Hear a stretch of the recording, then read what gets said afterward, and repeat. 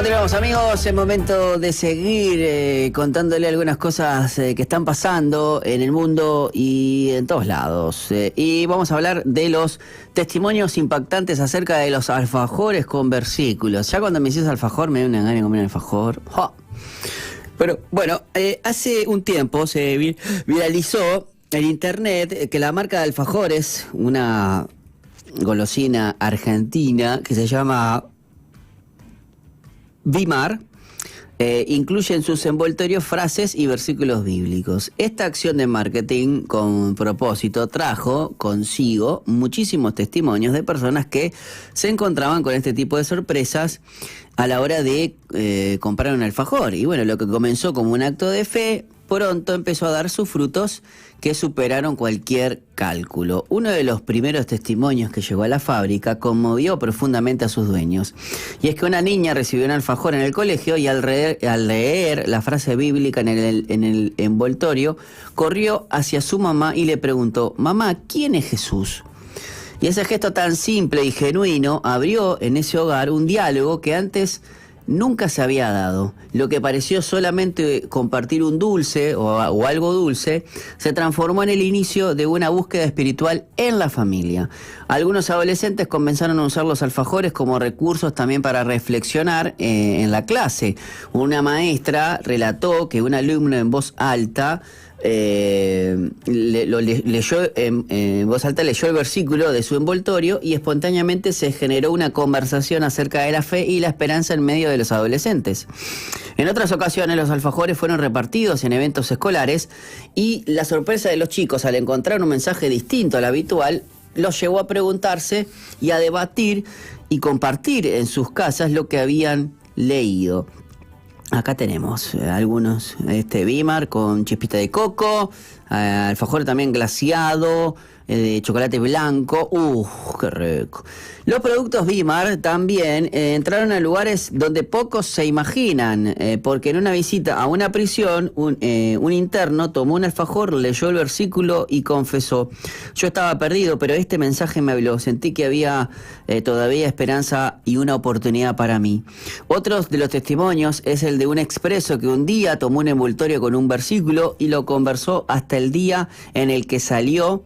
Y lo conservó, hasta el día en que salió de la cárcel, y a las personas que lo esperaron afuera les compartió: «Miren, esto fue lo que me sacó de la cárcel». Y mostró el envoltorio con la frase: «Esto lo leía todas las mañanas y Dios hizo un milagro y ahora yo estoy afuera». Compartió que gracias a este versículo en el envoltorio del alfajor Vimar, mantuvo la esperanza hasta el día de su salida. Este tipo de testimonios marcaron también el rumbo de Vimar, confirmándoles que la palabra de Dios no vuelve vacía y que un gesto tan simple y sencillo podía atravesar incluso muros y rejas, los barrotes de las cárceles. Cuando la idea nació, muchos creían que imprimir textos bíblicos en un producto podía cerrar puertas comerciales.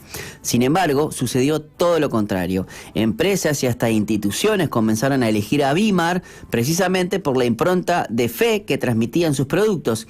Nos decían que no era común recibir algo con un mensaje tan claro y positivo. Eso nos abrió puertas en lugares que nunca hubiéramos imaginado, recuerda Jorge Paretti, uno de los dueños de esta empresa. Hoy los alfajores Vimar son más que un clásico dulce argentino. Se convirtieron en un medio para compartir esperanza, un puente entre lo cotidiano y lo eterno. Jorge, el dueño, dice: «Un simple versículo puede sembrar una semilla en el corazón de alguien.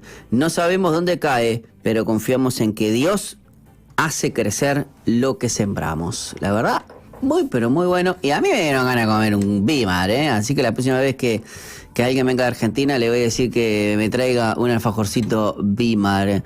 Y es más, le voy a pedir a mi tío que vive allá a ver si los conoce. Así la próxima vez que venga los pruebo, Bueno, entramos en el portal de Diario Cristiano Internacional. Sabemos que, lamentablemente Uruguay aprueba la ley de eutanasia, que es el primer país en Latinoamérica en hacerlo, pero nos vamos a quedar con otra noticia. Eso, lamentablemente, si se hace, no se hace, si es ley, no es ley, bueno, ya sabíamos muchos que se practicaba. Bueno, ahora queda que el que no quiere hacerlo, no lo haga y punto. Hay que seguir hablando acerca de los cuidados paliativos también, y también hablar acerca de cuidar la vida desde el inicio hasta el final, ¿sí? Con ley, sin ley, creo que tenemos que levantar la voz de que esto quizás hace un daño, hay que ver los resultados. La esperanza o la experiencia que nosotros tenemos es que casi como 15 años atrás dijeron que por la ley de marihuana iban a bajar los crímenes, o era para sacar el narcotráfico o combatir el narcotráfico, y no pasó absolutamente nada. Además, no sé, creo que sube mucho más. Y ahora con esta ley, bueno, lamentablemente vamos a hacer conejillos de indias. Oh, mirá lo que está ahí. Pero sí, vamos a dar una buena noticia, que esta vez tiene que ver con Costa Rica, que habla que había una norma anterior acerca del aborto y ahora firma una nueva que prioriza la protección de la vida. Así que bueno, no todo está perdido. Bueno, en Uruguay lamentablemente se aprueba esto, que ya sabemos que muchos ya internamente esos famosos cócteles se hacían, lo que no implica que, bueno, ahora se legalice.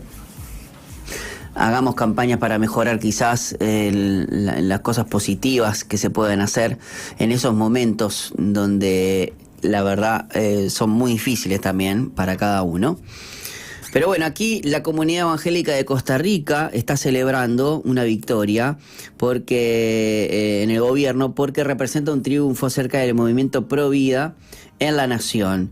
La Federación de Alianzas Evangélicas Costarricense manifestó públicamente su beneplácito por el cumplimiento de un acuerdo con el presidente de la República, Rodrigo Chávez, quien firmó la derogación de una norma técnica anterior que legalizaba el aborto y oficializó una nueva que, según la organización, prioriza la defensa integral de la vida. Según un comunicado, ayer, el nuevo marco normativo representa un paso firme hacia la protección de la vida. La organización enfatizó que estas acciones alinean a Costa Rica con los valores fundamentales, logrando proteger simultáneamente a la mujer y al niño por nacer. Estamos agradecidos con Dios y con las autoridades por haber escuchado el clamor de miles de costarricenses que defiendan la vida. Hoy en Costa Rica da una señal clara del mundo de que es posible proteger simultáneamente a la mujer como al niño por nacer desde la ciencia, la ética y la compasión, afirmó el pastor Ronald Vargas, que es presidente de esta asociación. El anuncio de la derogatoria de la norma por parte del presidente Chávez se dio hace 2 semanas en el marco de una reunión también entre autoridades y los pastores con el mandatario. Ahora esta nueva norma introduce elementos claves para fortalecer las garantías de la protección tanto para el niño que está por nacer como para la madre gestante. En esta nueva regulación se reconoce la vida debe ser protegida en todas sus etapas. Muy bien, no todos son malas noticias, vamos a decir la verdad. Vamos también a hablar acerca de la gracia nos enseñó a temer a Dios. Este artículo lo pueden leer si ustedes quieren. Nosotros lo vamos a comentar, no vamos a estar profundizar, lo comentamos con ustedes y me gustaría saber sus opiniones. Está escrito en coaliciónporelevangelio.org y tiene que ver con que Dios mantuvo a Faraón de pie y lo golpeó hasta que él y su ejército se ahogaran como una piedra. ¿Y esto por qué pasó? Bueno, ¿por qué necesitamos leer acerca de los juicios contra Coré o visitar las lápidas de aquellos que cayeron en el desierto? ¿Por qué incluir en las escrituras estas historias como las 2 osas que destrozaron a 42 muchachos por burlarse de un profeta calvo? O en los tiempos del Nuevo Pacto, ¿por qué Ananías y Zafira cayeron muertos al instante? ¿Por qué un ángel del Señor derriba a Herodes y hace que su cuerpo se lo coman los gusanos? ¿Por qué las personas de la primera iglesia primitiva enferman o incluso mueren por hacer mal uso de la cena del Señor? ¿No es para enseñarnos el temor de Dios? Y parece que el temor de Dios ha caído en estos tiempos, que son tan apocalípticos, y Dios ciertamente no es alguien a quien temer, dicen algunos, ¿no? Lo que se entiende por temor es en realidad algo parecido al respeto. No hay que temerlo como un león suelto en una sala de una casa, sino acudir a él como confidente, como mejor amigo, como alguien con un oído que nos juzga y que está dispuesto a escuchar. Al intentar mantener el equilibrio entre las tensiones, a lo temible de Dios parece que siempre le toca la peor parte. El cordero con demasiada frecuencia deshace al león. Con esto le robamos la adoración a Dios y nos robamos a nosotros el mismo regocijo. En el nuevo pacto es una bendición temer al Dios vivo. La diferencia entre el antiguo pacto y el nuevo no es que ya no se deba temer a Dios, sino que ahora todos los miembros del pacto realmente sí lo temen. El temor santo sirve para nuestra perseverancia, imparte sabiduría a nuestras almas y asegura nuestra felicidad eterna. Nadie llegará al cielo sin este temor. Contemplamos así unos 4 fragmentos de Jeremías 32, 38 al 41, que es una maravillosa introducción al extraño y espectacular temor de Dios para los cristianos de hoy. Jeremías 32, 39. Les daré un solo corazón y un solo camino, para que me teman siempre. ¿Cuál es el tema con el mundo actual? Las personas que no aman a Dios y no le temen, es porque no tienen corazones nuevos que vivan para su gloria y que sean sensibles a Él y ante su poder. Un prójimo tras otro vive en abierta rebelión contra su majestuosidad y no se avergüenza. No cesan en sus pecados suicidas, no buscan la voluntad ni claman a Dios ni siquiera por misericordia. Y esta es la historia del Antiguo Testamento. Somos testigos de que generación tras generación experimenta la miseria de un pueblo que tiene la ley de Dios en sus pergaminos, pero sin el temor a Dios en sus almas. Y lo vemos en todo el Antiguo Testamento, historia tras historia detalla la incapacidad que tiene este pueblo de temblar ante la palabra de Dios como resultado incluso de la maldición del pecado. Aunque se les instruyó repetidamente, al Señor de los ejércitos es a quien ustedes deben tener por santo, sea Él su temor y sea Él su terror. Isaías 8:13. Pero la mayoría no hacía tal cosa. Una y otra vez repetían el mismo dolor, la angustia, porque no temían a Dios. Y estaban demasiados cómodos, demasiados erguidos, engreídos, demasiados despreocupados para tener un buen corazón. Pero imagínate esta promesa en el nuevo pacto. Les daré un solo corazón y un solo camino. ¿Y esto para qué? Para que me teman siempre. Se nos dará un corazón nuevo dotado del temor de Dios. Y este temor no tendrá fecha de caducidad. Dios renueva a un pueblo para que le tema siempre. Ahora, seguimos con el versículo, dice en el Jeremías 32, 39, para que me teman siempre, para bien de ellos y de sus hijos después de ellos. Ahora bien, podemos pensar que este temor de Dios es una mala noticia. Quizás en nuestra mente recordemos involuntariamente relaciones en las que el temor es una herramienta para el mal. El padre abusivo, el agresor en el patio de la escuela, un jefe controlador, usaban el temor para manipular, para coaccionar, para punzar hasta serte sumiso. Ahora, ¿cómo puede ser una buena noticia temer a Dios siempre? El tema es que hay que fijarse en esta promesa, para que me teman siempre, para bien de ellos y de sus hijos después de ellos. O sea, esto ya es diferente. Este temor sirve bien para nosotros, para su pueblo, pero también este temor, si nos ponemos y buscamos una metáfora en El Señor de los Anillos, es como cuando Gandalf se volvió alto y amenazante para convencer a Bilbo que renunciara al anillo, que de otro modo lo destruiría. ¿Sí? No sé si me captan la analogía. Aquellos, si no, vayan a leer los libros o si no, la película. Dios pone su voz más grave para persuadirnos a que nos alejemos del peligro. El corazón de este rey que obra a tu favor es para tu bien, que me estás escuchando. Es, por consiguiente, nos concede este temor de él. Y este es el propósito, hace toda este tipo de temor, hace toda la diferencia. Y los hijos no saben, o saben que no se deben tomar a la ligera a un buen padre. El Padre Celestial azota a cada hijo que ama, no porque le encante castigar, sino porque le encanta salvar, y nos disciplina por nuestro bien, para que podamos participar de su voluntad y también vivir. Y siente lo suficiente de su corazón para poder confiar en Él. O sea, este Dios no nos niega la disciplina, pero tampoco nos negó a su Hijo por nosotros. Y fijémonos en esta bendición del temor a Dios en el nuevo pacto. Se extiende a nuestra familia. El temor de Dios da al hombre y bendice a los más cercanos a Él.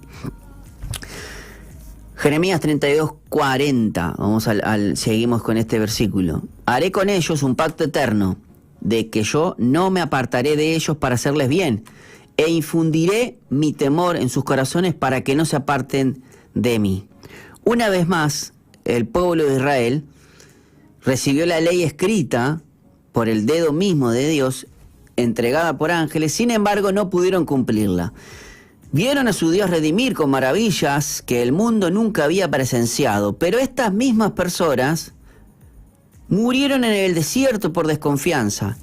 Dios fue inmerecidamente bueno con ellos, y aún así, sin explicación ni provocación, siguieron alejándose de Él. Y el Señor se pregunta, ¿qué injusticia hallaron en mí sus padres? ¿Para qué se alejaran de mí? Y anduvieran tras lo vano y hicieran lo malo. Eso es Jeremías 2:5. En el Antiguo Testamento no nos muestra dónde estaríamos sin el temor de Dios. Sin embargo, contempla así la bendición. Haré con ellos este pacto eterno de que yo no me apartaré de ellos para hacerles el bien. O sea, Él jura no dejarnos de hacernos el bien. Y hace un pacto eterno con nosotros. Pero, ¿qué pasa si nosotros nos alejamos de Él como hizo Israel tantas veces? Y aquí está una respuesta. Infundiré mi temor en sus corazones para que no se aparten de mí. ¿Por qué te despertaste siendo cristiano esta mañana? ¿Eh? ¿Por qué? Andresito, ¿por qué? Y ayer, ¿por qué? Porque Dios mismo puso su temor de Él en tu corazón. Y por más que tengas miedo de alejarte, Él va a volver a la ciudad de la destrucción y va a... porque Dios puso en ti el temor de sí mismo. Temes alejarte de Él, volver a la ciudad de la destrucción, ser hijo de su ira, desagradar a tu Padre Celestial, alejarte de la iglesia y demostrar que nunca habías sido verdaderamente de su pueblo y crees en Dios cuando se habla del infierno, crees en Dios cuando habla del cielo y lo temes no porque te tiembles ante la expectativa de su ira, como si no tuvieras una buena base para confiar en Él. Bueno, su amor perfecto en nosotros echa fuera todo este tipo de temor. Claro, todo eso que quizás a veces te da quickie cuando empiezan a hablar del fin del mundo, por ejemplo. El tema, aunque ahora no temblamos ante este juicio verdadero que va a venir, seguimos creyendo que si nos apartamos de Él o retrocedemos, esa será nuestra porción, pero todavía no estamos en casa. Entonces, ¿qué es el temor de Dios en este texto que estábamos leyendo y escuchando en Jeremías? Es un temor de alejarnos de Él que nos mantiene cerca de Él. O sea, es el temor del nuevo pacto que es como adhesivo para que sigamos caminando felizmente con Jesús. Es verdad, porque a veces muchas veces nos preguntamos qué seríamos nosotros o qué sería de nosotros sin Dios. Yo creo que a veces uno se pone a pensar cómo Dios podría, o qué seríamos con Dios, o qué sería de nuestras vidas si Dios no hubiese llegado, ¿no? Vamos a terminar con el versículo 41, Jeremías 32:41. Me regocijaré en ellos haciéndoles bien y ciertamente los plantaré en esta tierra con todo mi corazón y con toda mi alma. Por lo tanto, el temor de Dios no es un miedo escalofriante, ni es esconderse debajo de la cama o esconderse en posición fetal ante un juez severo. Más bien el temor de Dios es una comprensión sana de que si te alejas de Dios, será la rutina eterna de tu alma una ruina causada por tu propia mano. Pero el tipo de Dios al que tememos marca la diferencia a nuestro temor hacia Él. Para que no se aparten de mí, dice Dios. Pero ¿quién es ese mí? Leemos que el que quiere lo bueno para nosotros, ¿quién podría imaginar lo que viene después? Me regocijaré en ellos haciéndoles bien, y ciertamente los plantaré en esta tierra con todo mi corazón y con toda mi alma. Así que quédate con esto. Este es el Dios al que tememos para siempre, aunque se deleita en hacerte el bien con todo su corazón y con toda su alma. El temor de Dios es una comprensión sana de que si nos alejamos de Dios será la ruina eterna de tu alma. Hace años, en una amarga y peligrosa noche de invierno, había unos copos de nieve que caían con delicadeza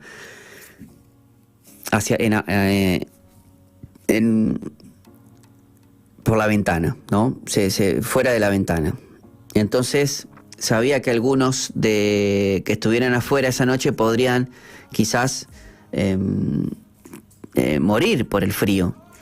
Y la ventana enmarca herramientas de tortura mientras acarician el suelo.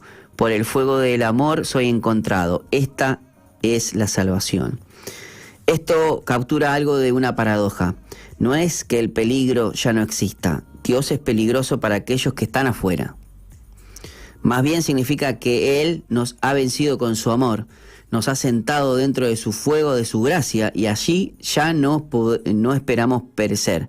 Todo lo que el Padre me da vendrá a mí, y al que viene a mí de ningún modo lo echaré fuera.